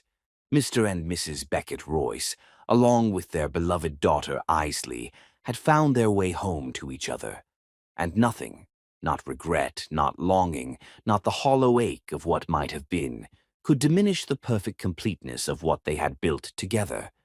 The best was not yet to come. The best was happening right now, in this moment, in this garden, in this celebration of love that had proven stronger than every challenge the world could create. Chapter 9. New Beginnings. As the last guests departed and the wedding candles flickered down to gentle flames, the newly married Royce family found themselves alone in their garden sanctuary, surrounded by rose petals and the lingering magic of the most perfect day imaginable. "I don't want it to end," Eastleigh announced from her perch on the garden swing, still wearing her flower girl dress despite the late hour and grass stains that told the story of an evening spent dancing barefoot on the lawn. "I want every day to be like today, with everyone happy and dancing and celebrating our family." "Every day will be a celebration," Naomi promised, settling beside her new daughter on the swing while Beckett gathered the scattered rose petals from their aisle. "Maybe not with cake and dancing, but every day we're together as a family is worth celebrating. Even regular days, like when I have to do arithmetic homework and eat vegetables." "Especially those days," Beckett said, joining them on the swing and creating a perfect family tableau under the star-filled Virginia sky. "Because those are the days when we get to take care of each other, help each other, and remember how lucky we are to have found each other." The garden around them bore the gentle evidence of their celebration. Chairs arranged in loving rows, the flower arch still beautiful despite wilted edges, and tables decorated with the remnants of a feast shared in joy. But it was the feeling in the air that made the evening special, the sense of completion that comes when hearts finally find their perfect home. "I keep wanting to pinch myself," Naomi confessed, leaning against her husband's shoulder with contentment that felt almost too perfect to be real. "This morning I was Naomi Breyer, and now I'm Mrs. Beckett Royce. This morning I was hoping to become Isley's mother, and now I officially am. Sometimes happiness feels too big to believe." "Believe it," Beckett said softly, pressing a kiss to the top of her head that smelled like roses and wedding joy. "We earned this happiness, all three of us. We chose love over fear, family over convention, real connection over empty respectability. This is what courage creates." As they sat together in their garden, none of them noticed the car that had returned once more to the edge of their property, or the woman inside who watched their intimate family moment with an expression of such profound loss that it would have moved even hearts hardened against her. Cambria West had driven home after the reception, sat in her small apartment for exactly 20 minutes, and then found herself compelled to return for one final glimpse of what she had thrown away. She told herself it was masochistic curiosity, but the truth was simpler and more painful. She couldn't bear to let go of the last connection to the life that should have been hers. From her position beyond the gate, she could see the three figures on the garden swing: her former husband, the child who had once called her mama, and the woman who had quietly stolen everything she had been too foolish to value. They sat together with the natural intimacy of people who belonged together, who had chosen each other and would continue choosing each other through every challenge life might bring. This was what she had possessed for 9 years without ever truly seeing it. This was what she had treated as background scenery while she focused on social obligations and empty pleasures. This was what she had betrayed with her casual infidelity and defended with cold indifference when confronted with the consequences. Watching Isley curl up between her father and stepmother, with the security of a child who never doubted she was cherished, Cambria felt the full weight of her loss settle over her like a shroud. She had given birth to that little girl, but had never truly mothered her. She had shared a bed with that good man, but had never truly loved him. She had lived in that beautiful house, but had never made it a home. The woman she had dismissed as just the help had done all of those things with a grace and generosity that put Cambria's own efforts to shame.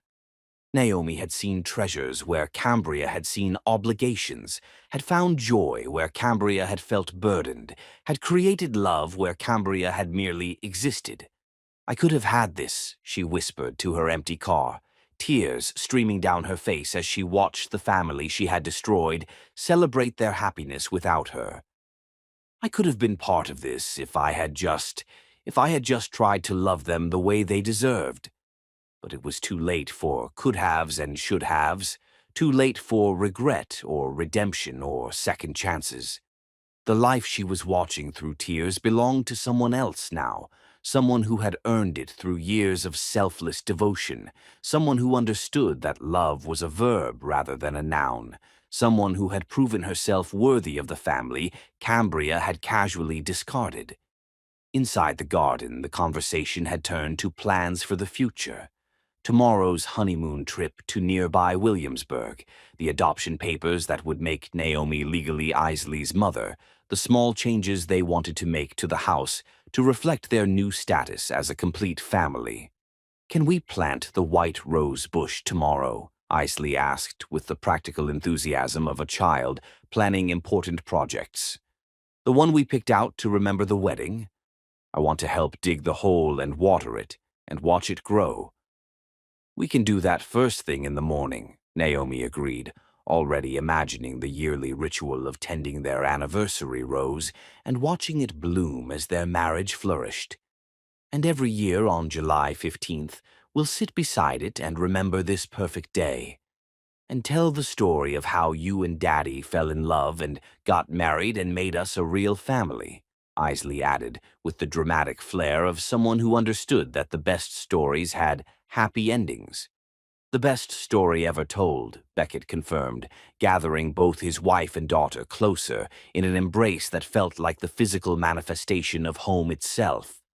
Eventually, as the evening grew late and even 8-year-old excitement began to give way to exhaustion, they made their way inside to the house that had witnessed their love story unfold from its tentative beginnings to this triumphant conclusion.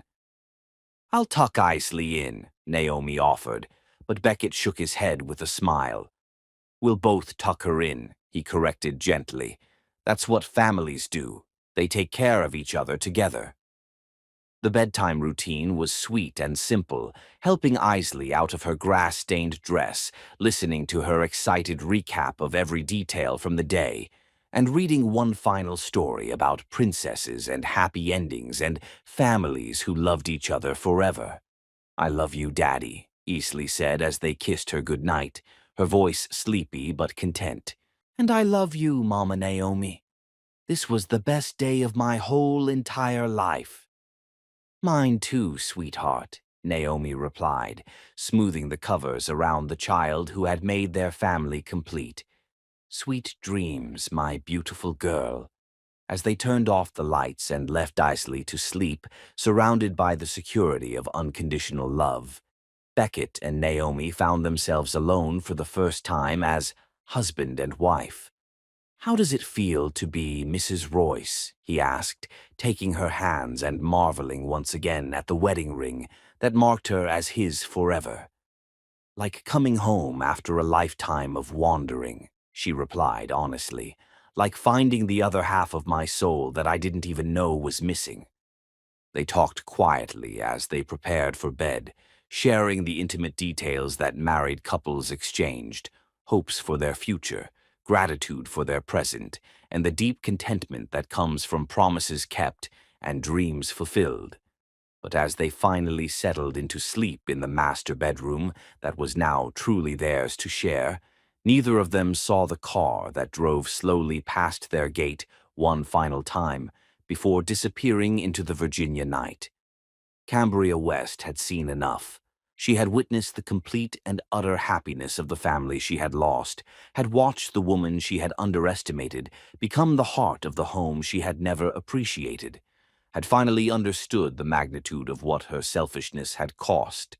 Now there was nothing left but to drive back to her small apartment, to her lonely existence, to the future she had created through her own choices. She had thrown away a kingdom for a moment of meaningless pleasure, and now she would spend the rest of her life as an exile from the happiness she had been too foolish to protect. Behind her, in the house that glowed with warmth and love, Mr. and Mrs. Beckett Royce fell asleep in each other's arms, surrounded by the peace that comes from hearts that have found their perfect home. Tomorrow would bring new adventures, new joys, new opportunities to build the beautiful life they had chosen together. But tonight, they simply held each other close and marveled at the miracle of love that had transformed three separate lives into one perfect family. The best was yet to come, but the foundation for forever had been laid with wedding vows, adoption papers, and the kind of commitment that would prove stronger than any challenge the future might bring. They were home. They were family. They were exactly where they belonged. Chapter 10. The Irreplaceable Woman. Few months later, January 1960. Snow fell gently on Royce Manor like blessing from heaven, covering the Virginia countryside in pristine white that made everything look fresh and full of promise for the new decade ahead. Naomi Royce stood at the kitchen window, one hand resting on her growing belly as she watched her husband and daughter build a snowman in the garden where they had been married. At 4 months pregnant, she glowed with the kind of happiness that came from a life lived exactly as it was meant to be, surrounded by love, filled with purpose, blessed with a family that chose each other every single day. "Mama! Mama!"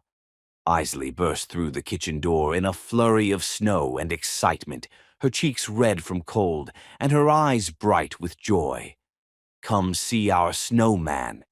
Daddy says it looks just like Uncle Dempsey, but I think it looks like Grandpa Burrell." Naomi laughed, the sound filling the warm kitchen with music that had become the soundtrack of their daily life.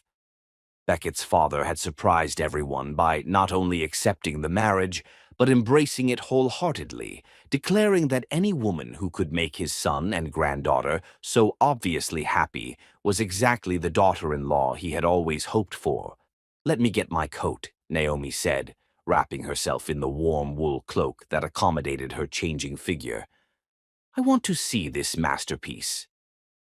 Outside in the garden, Beckett was putting finishing touches on what was indeed a remarkably detailed snowman, complete with a carrot nose and buttons made from pieces of coal. He looked up as his wife and daughter approached, his face lighting up with the kind of joy that never seemed to fade, no matter how many months passed since their wedding day. "What do you think, Mrs. Royce?" he asked, using the title that still made her heart skip beats, even after 6 months of marriage. "Worthy of the Royce family gallery." "Absolutely perfect," she replied, accepting the kiss that still felt like the first one, still carried the power to make her believe in fairy tales. Just like everything else in our life. It was true. The past 6 months had been a string of perfect days, each one building on the last, to create a happiness so complete it sometimes took her breath away. The adoption papers making her officially Isley's legal mother. The pregnancy announcement that had sent their daughter into ecstasies of excitement about becoming a big sister. The quiet evenings when they sat together in the library, reading aloud while Isley drew pictures of their growing family. "Can we make snow angels?" Isley asked, already flopping backward into the pristine white carpet with the abandon of childhood. "Careful of Mama's baby," Beckett warned gently, but he was already lying down beside his daughter, moving his arms and legs to create perfect angel wings in the snow. Naomi laughed and carefully lowered herself to join them, creating a third angel between theirs, a family of snow angels that would remain in their garden until the spring thaw, a temporary monument to permanent joy. As they lay there looking up at the gray winter sky, none of them noticed the lone figure standing at the edge of the property, partially hidden by the bare branches of the trees that lined the estate. Cambria West had not intended to return to Royce Manor. For 6 months she had fought the compulsion to drive by the home that had once been hers, had struggled to accept that her former life was continuing without her in ways that surpassed even her most painful imaginings. But today, seeing the announcement of Naomi's pregnancy in the Richmond Society pages, a small item noting that Mr. and Mrs. Beckett Royce were expecting their first child together, she had found herself unable to stay away from one final glimpse of the happiness she had thrown away. What she saw in the snow-covered garden broke her heart and healed it simultaneously. There was the man she had betrayed, more handsome and joyful than she had ever seen him during their 9 years of marriage. There was the child she had neglected, radiant with the security that came from being truly, deeply loved by parents who cherished her. And there was the woman she had dismissed as insignificant, now glowing with pregnancy and the kind of contentment that came from a life lived with purpose and meaning. They were making snow angels together, the three of them, laughing with the pure joy that comes from simple pleasures shared with people you love. It was a scene so perfect, so genuinely happy, that even Cambria's bitter heart couldn't help but recognize its beauty. This was what she had possessed and discarded. This was what she had been offered and rejected. This was the kingdom she had ruled over without ever understanding its value, the treasure she had traded for fool's gold and momentary pleasure. "I could have had this," she whispered to the cold air, her breath forming clouds that dissipated like dreams. "I could have been the one carrying his child, watching our daughter play, building a life worth living. Why didn't I see it when I had the chance?" But she knew the answer. She had been too shallow to recognize love when it was freely given, too selfish to return it in kind, too proud to admit when she was wrong, and too foolish to understand what she was losing until it was gone forever. The woman now lying in the snow with Beckett and Isley, the woman she had treated as invisible for 3 years, had seen treasures where Cambria had seen burdens, had found joy where Cambria had felt trapped, had built love where Cambria had merely existed. Naomi Royce was everything Cambria had never been and never could be, genuinely kind, naturally maternal, capable of the selfless love that created families instead of destroying them. She had earned the happiness she now possessed through years of patient devotion, through countless small acts of service and love, through the kind of character that couldn't be faked or bought or learned from books. As Cambria watched, Beckett helped his pregnant wife to her feet with the tender care of a man who understood he was holding his entire world in his arms. Isley brushed snow from her mother's coat with the automatic attention of a child who had been taught to think of others before herself. And Naomi smiled at both of them with the radiant joy of a woman who had found her perfect place in the universe. They began walking toward the house, arms linked, talking animatedly about hot chocolate and warm fires, and the afternoon they would spend together as a family. Their footsteps in the snow created a path that spoke of unity, of belonging, of three lives that had become inextricably woven together by choice and commitment, and the kind of love that lasted forever. "She's irreplaceable," Cambria said aloud, the words torn from her heart like a confession. "She always was, and I was too blind to see it. She's the heart of that family, the soul of that home, the woman who made all of them complete." It was the first time in her life that Cambria West had spoken an absolute truth about love, and the recognition of it brought tears that froze on her cheeks before they could fall. She had lost everything to a woman who had been invisible to her, invisible to society, invisible to everyone except the people who mattered most. The quiet maid had won the love of a good man, the devotion of a beautiful child, and the kind of happiness that money couldn't buy but character could earn. And she deserved every bit of it. As the family disappeared into the warm golden glow of the house that was truly their home, Cambria turned away from the sight of the life she would never share and walked back to her car for the last time. She would not return again. There was nothing left for her here, no role for her to play in this story, no hope that the family she had destroyed through her own choices would ever welcome her back. She had made her bed with betrayal and selfishness. Now she would lie in it alone, while the woman she had underestimated lived the life of joy and purpose that should have been hers.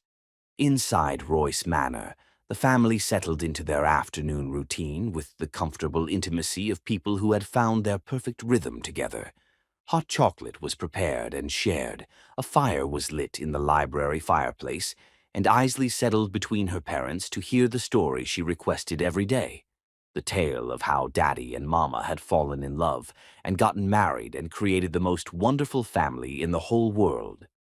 "Tell the part about the wedding again," Isley requested, curling against Naomi's side with the security of a child who had never doubted she was cherished. "Tell about how beautiful Mama looked, and how happy Daddy was, and how I was the best flower girl ever."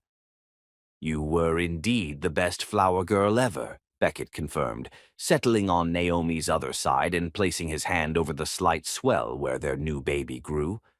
"And Mama was so beautiful that I almost forgot my own name when I saw her walking down the aisle." "And we all lived happily ever after," Isley concluded with satisfaction, "just like in the fairy tales, except this one is real." "The realest story ever told," Naomi agreed, pressing kisses to the top of her daughter's head and accepting another from her husband with the contentment of a woman who had found her perfect place in the universe.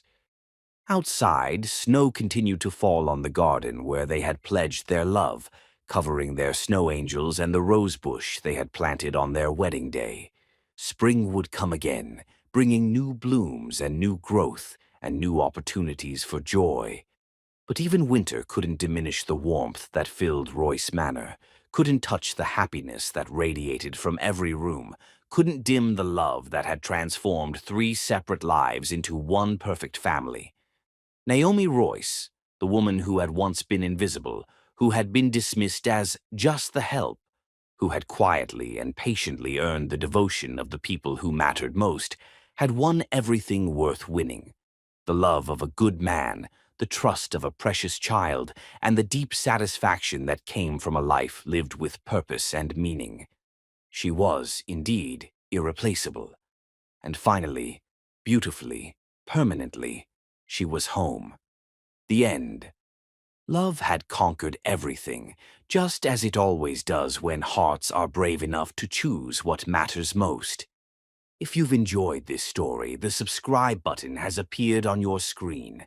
Don't forget to hit it, because in this vast world, where will we ever find you again?